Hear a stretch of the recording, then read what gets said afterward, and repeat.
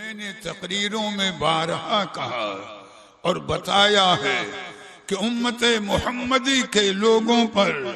اور جو خاص نسبت قادری رکھتے ہیں ان کے لیے سرکار غوث اعظم کا اعلان ہے کہ قیامت تک میرے سلسلے قادری میں مرید ہونے والا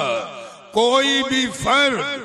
بے ایمان نہیں مرے گا، مرے گا تو ایمان اور توبہ کے ساتھ مرے گا۔ یہ معمولی کرم ہے، معمولی احسان ہے۔ اور پھر یہاں تک فرمایا میدان محشر کے لیے آپ نے فرمایا کہ میدان محشر سے اس وقت تک میرا قدم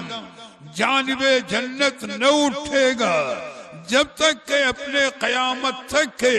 ایک ایک قادری مرید کو جنت میں داخل نہ کر